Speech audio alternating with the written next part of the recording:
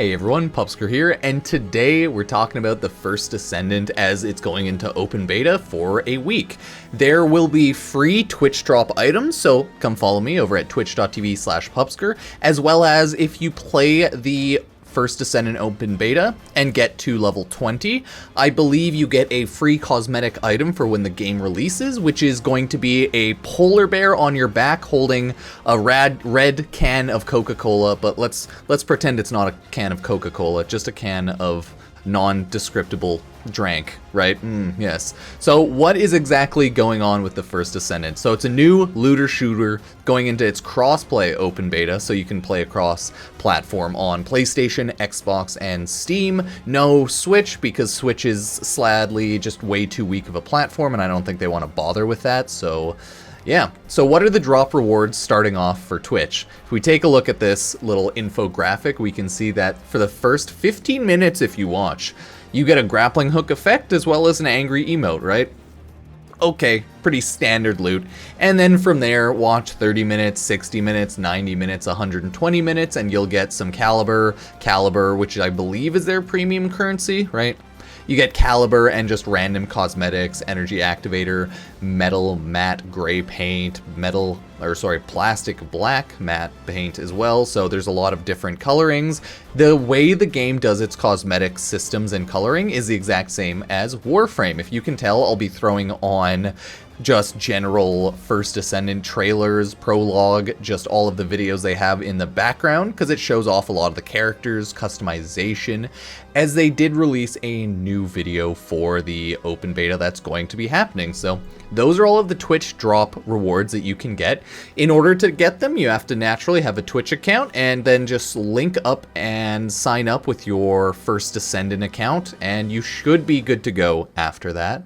And then just watch and claim the drops, and you'll get the drops. All things considered, not that bad. So these are going to be the general crossplay PC requirements. As you can see, it's nothing like insane. Minimum requirements, right? 8 gigs of RAM, needs about 30 gigs of space to install. Minimum graphics cards like a 1050 Ti, right?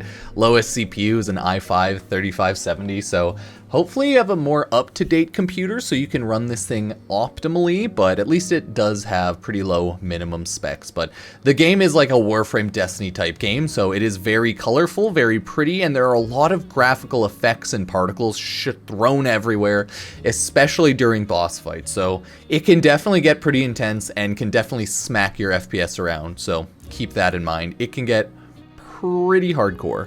We also have the crossplay open beta console graphic modes, right? Generally, they have performance mode, right? All of them have performance mode.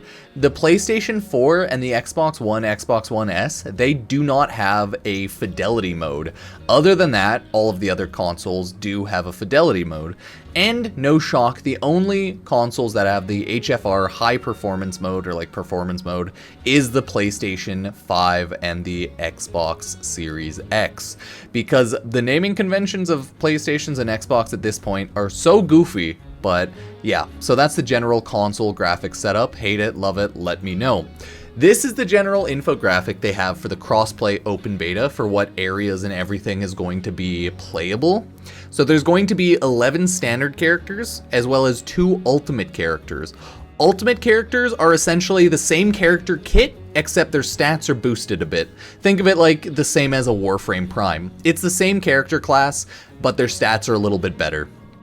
So once you get an ultimate character, you generally don't bother playing the standard character because it's just a better variant, right? But hey, there's going to be 3 fields to grind and play around, the 3 open world areas, I would say.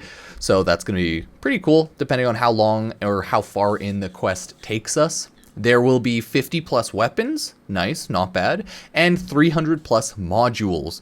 Modules would be equivalent to Warframe mods, so they're the things you equipped onto your descendants as well as your weapons to make them stronger, better, you know, give them different effects, things like that. And then they have a ton of general graphical and just whatnot improvements, right? UI, hook, the grappling hook, the combat experience itself, customization, characters and skill balancing, right? They've had generally the entire time 11 months since the last non-open beta, but they've had about 11 months to fix that all up, so Not bad, not bad.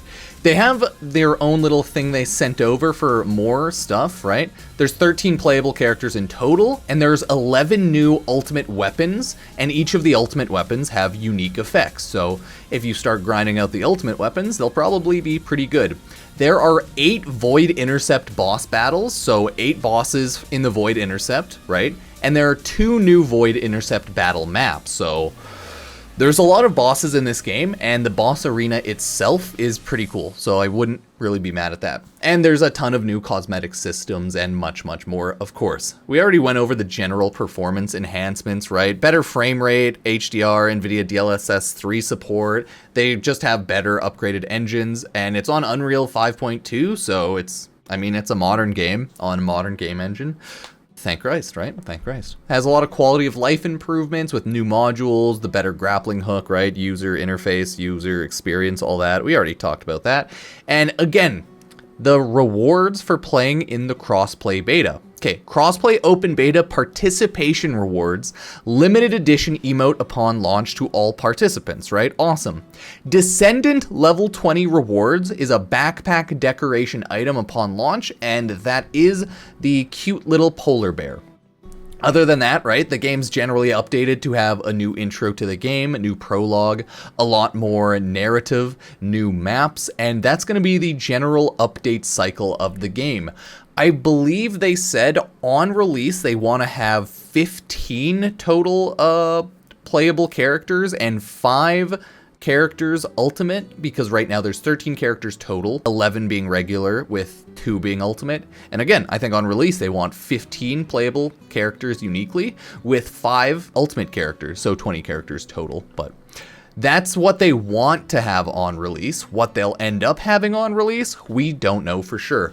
Reminder though, this is a third-person shooter game with it is up to 4-player co-op, so you can do it solo like in Warframe, or you can have a full 4-player team like in Warframe.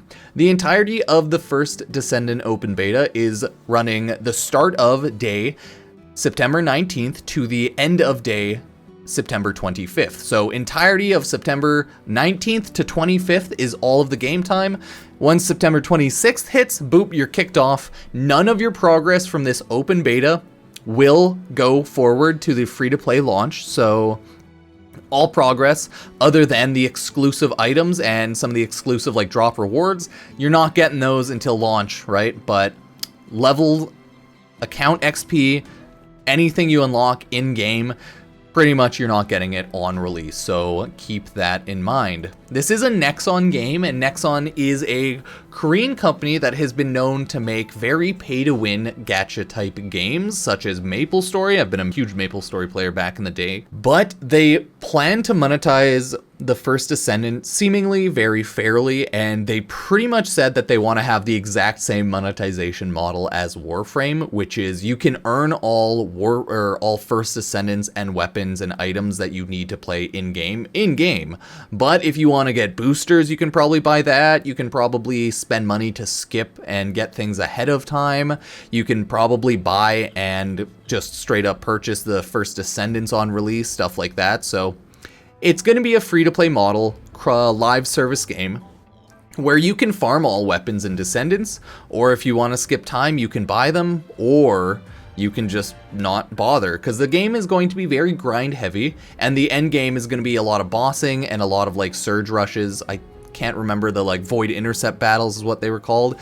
It's going to be a lot of interesting stuff. Luckily, this game does have proper end game, seemingly, and end game bosses, so that's going to be nice. So I hope it can develop into maybe a better Warframe or like a different styled Warframe game, but only time will tell. So of course, let me know what you think if you're going to play it. If you're not, remember to check out the stream over at twitch.tv/Pupsker, where we make a lot of videos and play a little bit of video games. And we'll be playing a lot of the First Descendant this entire week. I'm going to try and play it on launch at midnight, and then I'll get my gameplay from that probably next day. So yeah, let me know what you think, sub, like, favorite, and stuff like that. Epic Games creator code Pupsker. Cheers, cheers.